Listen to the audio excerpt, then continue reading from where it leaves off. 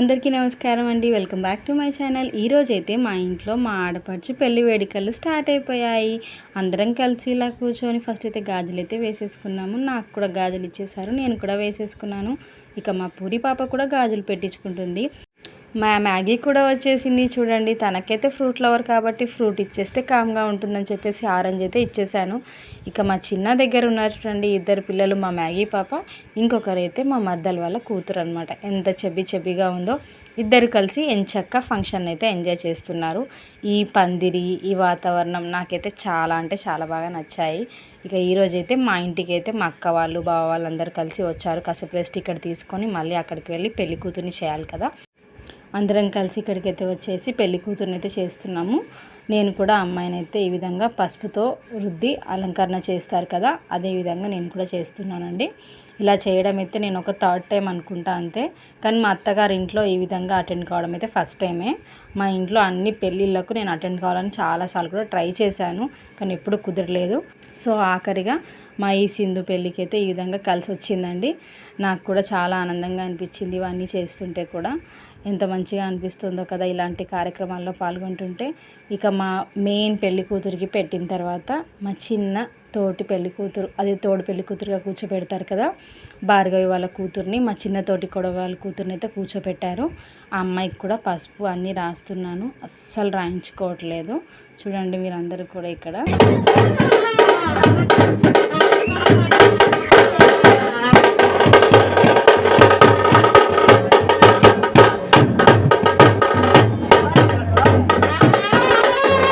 నేను చేసిన తర్వాత మా అక్క వాళ్ళు, ఇక మిగతా మా అక్క వాళ్ళందరూ కూడా కలిసి ఈ విధంగా అమ్మాయిని అయితే పసుపు రుద్దుతూ అలంకరణ అయితే చేస్తున్నారు. మా పనిలో మేము ఉంటే మా పిల్లల పనిలో వాళ్ళందరూ ఉన్నారు.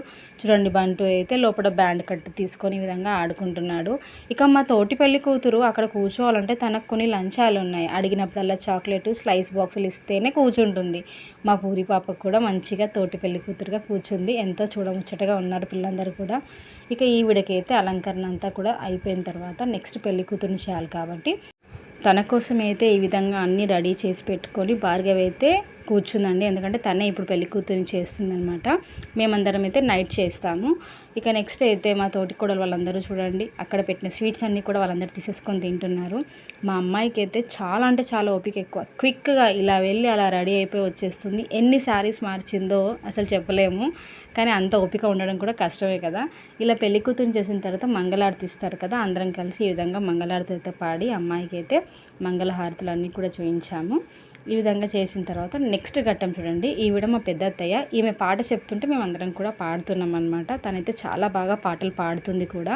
ఇక ఇది అయిపోయిన తర్వాత మెయిన్ ఘట్టం చూడండి.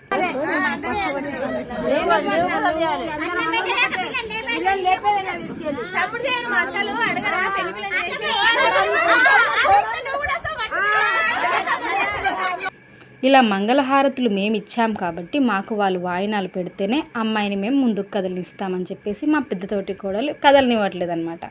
అలా ఆ పని పూర్తి చేసుకున్న తర్వాత ఇంటికైతే వచ్చేసి తొందరగా రెడీ అయిపోయాము. ఇక్కడ నుంచి మేము అందరం కలిసి ఇప్పుడు పెళ్లి కూతురుతో సహా పోచమ్మ టెంపుల్ దగ్గరికి వెళ్ళాలి.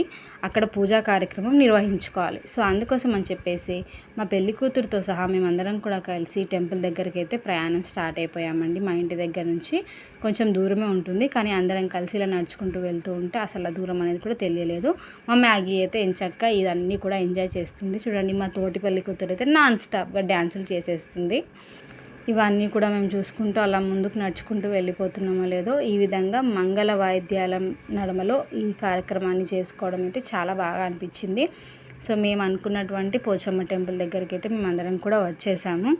ఇక్కడ కూడా అమ్మవారికి మంచిగా అలంకారం చేసుకొని పూజలు అయితే చేసుకోవాలి. మొట్టమొదటగా పెళ్లి కూతురు, తోటి పెళ్లి కూతురు ఇద్దరు కలిసి అమ్మవారిని అయితే దర్శించుకున్నారు. చూడండి, ఈమె ఆ అమ్మవారు పోచమ్మ తల్లి.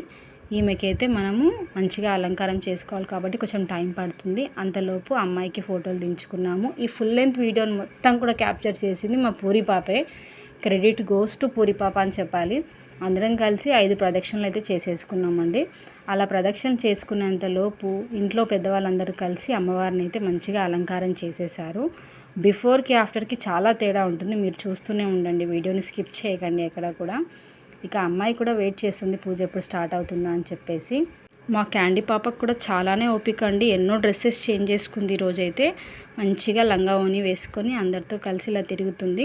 ఇక అమ్మవారి అలంకరణ అయితే పూర్తయిపోయిందండి. పూజా కార్యక్రమం అంతా కూడా నిర్వహించుకున్న తర్వాత ఈ విధంగా కొన్ని ఫోటో పిక్స్ అన్నీ కూడా తీసుకున్నాము. ఆఫ్టర్ ఫోటో ఎంత బాగుందో చూడండి. అమ్మవారిని అలంకరణ చేసుకున్న తర్వాత ఎంతో ముచ్చటగా అనిపిస్తుంది కదా పోచమ్మ తల్లి.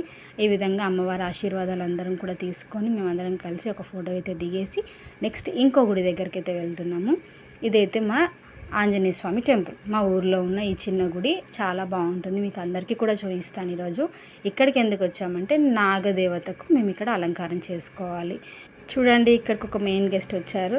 వాళ్ళైతే కృష్ణయ్యనక్క, ఇంకా మా లిల్లీ పాప. చాలా ముచ్చటగా ఉంటుంది లిల్లీ పాప.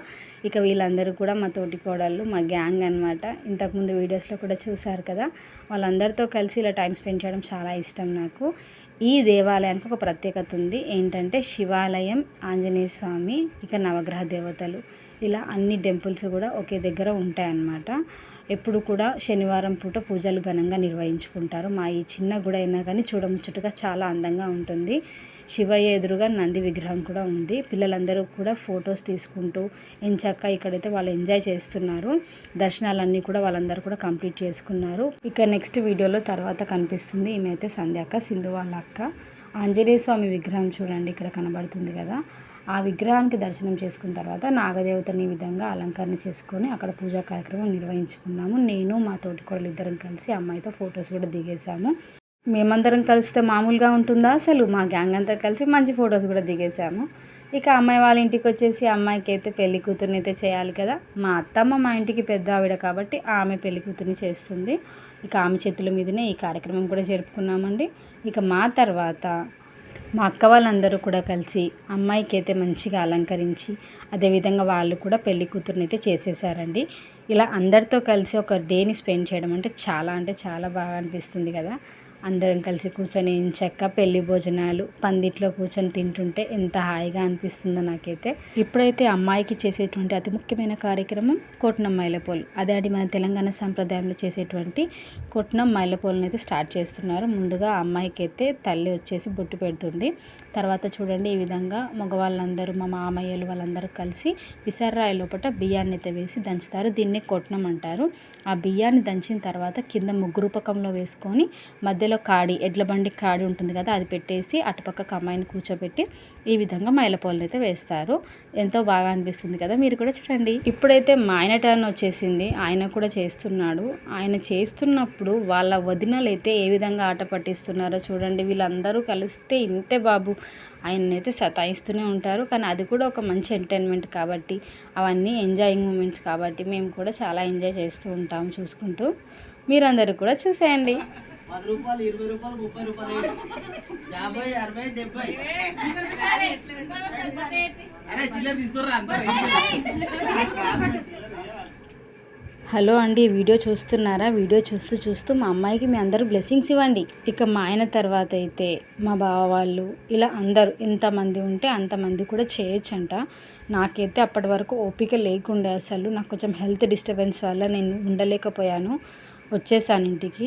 ఈ విధంగా అయితే డే 1 పెళ్లి కూతురు ప్రోగ్రామ్ అయితే జరిగిందండి. ఇదే ప్రోగ్రాంలో మెయిన్ ఘట్టం హల్దీ ఫంక్షన్ కూడా జరిగింది. దానికి సంబంధించిన వీడియో నెక్స్ట్ రేపు వస్తుందన్నమాట. దానికోసం మీరు అందరూ కూడా వెయిట్ చేస్తూ ఉండండి.